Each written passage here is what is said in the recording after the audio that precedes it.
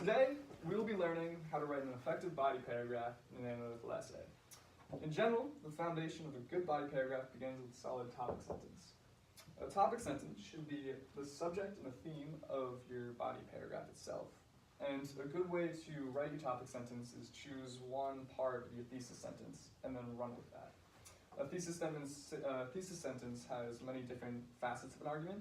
Your topic sentence is one specific part of this. The next step is to introduce your evidence. First, you want to introduce your evidence. This could be either saying where it is in the book that you're receiving from, if you're doing like a literature course. If it's part of history, what time period of history, who wrote it, why. And this should be like anywhere from 4 to 1 sentences, depending on how long your introduction paragraph is. If your introductory paragraph has a lot of information and it solidly grounds the reader into what you're talking about, then you can get away with fewer sentences in introducing your evidence. But if you're doing more clear and concise introduction, you probably want a few more sentences to introduce your evidence so your readers more understand why it is there. Then, of course, you implement your evidence. This could either be a footnote or an endnote. Most people use quotations. Quotations are more easy to dissect, and you can like have more arguments with quotation. And in most types of essays, especially in English classes, quotations are the most important type of evidence that you can have. After you introduce and implement your evidence, you of course analyze it. Analyze your evidence. You should have 5 to 6 sentences here. And in general, you want to have each of these sentences refer to a specific part of the evidence that helps your argument. You just want to zero in on one part and argue why it proves your argument is correct. Are there any questions?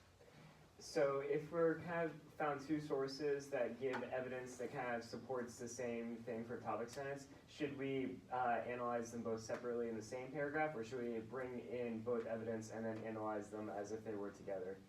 In general, if you have 2 pieces of evidence that have support more or less the same argument, you want to split them into 2 different paragraphs. Each paragraph should be focusing on one piece of evidence.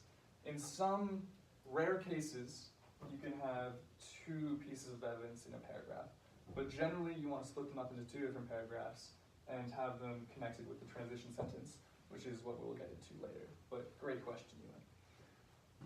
After analyzing, you generally want to conclude your paragraph. This will take anywhere from 1 to 2 sentences.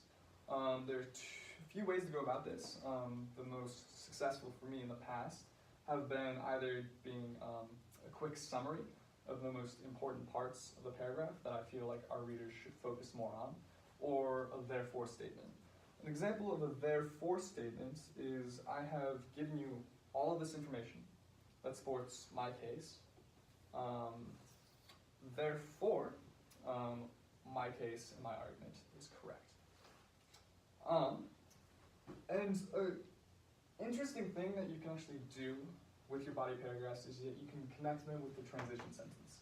After you've written your first body paragraph, you sort of have a main flow of ideas.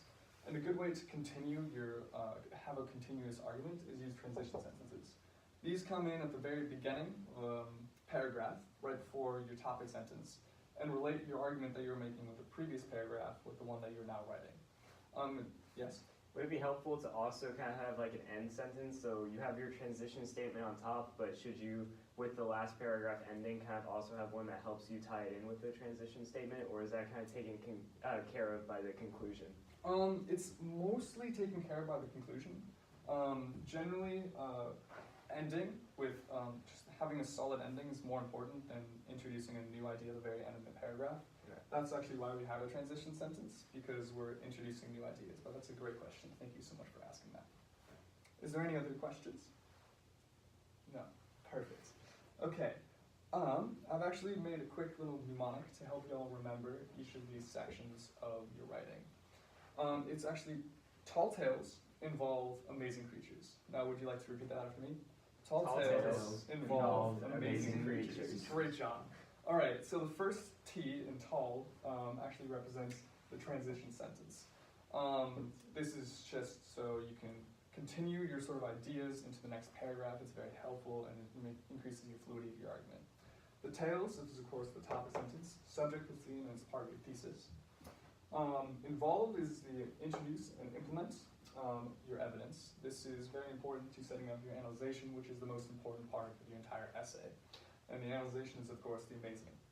And then creatures is your conclusion. This is just summarizing all of your ideas or having a therefore statement to make sure that your readers know that this is the ending of this specific idea. And that's how tall tales involve amazing creatures would help you remember this. Thank you so much for today. You guys have been an amazing class.